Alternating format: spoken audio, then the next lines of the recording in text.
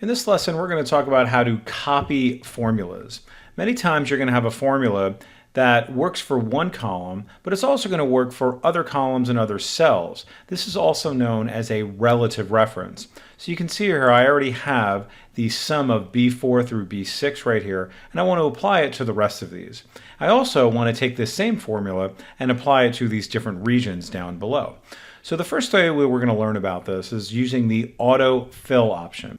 Now, if I move my mouse over the little green box to the lower right of my active cell, you're going to see that is my autofill handle, and I'm going to get this little black plus sign. So all I'm going to do now is simply click and drag across to now copy that formula from this cell all the way to these cells, and you're going to see how it's now a relative reference. So if we take a look at the formula, it's going sum C4 through C6. This is sum D4, this is sum E, etc. I can do the same thing for average. Once again, I'll go ahead and click and drag that across, and then I'll go ahead and do the same thing here. Again, making sure that you move your mouse to the lower right, getting your autofill handle activated, and then simply click and drag across that way.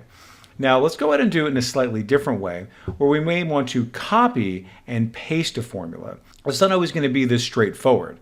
So what I'm going to do now is I'm going to copy this formula and apply it to here. And again, this concept of a relative reference is now going to apply. So I'm going to go ahead and just very simply copy it. So I'm going to go over to here to choose copy. Also notice the keyboard shortcut I could use, Control C. And now you're going to notice my little dash box around there. And then very simply now, I can click over here and then just choose paste. And that's great. And you're going to notice how it's again a relative reference, because now this is referring to B13 through B15 as opposed to B4 through B6. Really nice. Okay, I'll go ahead and do the same thing for this one. I'll go ahead and hit copy and then come over to here and then paste. Now, one thing I notice about this is that if I were to copy this number 3 here, it's the count 3 of above, you're going to see here it's going to take in that color. So I'm going to go ahead and demonstrate this for you.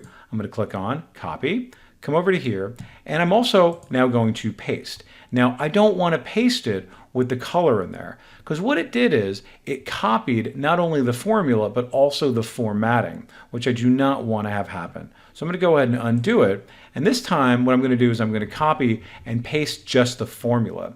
So I'm going to copy this, click on copy. Now I'm going to go over to here to B18, and now this time in my paste drop-down menu, you're going to notice I have this option to just paste the formula. So I choose that, and now notice it's taken the formula without the formatting.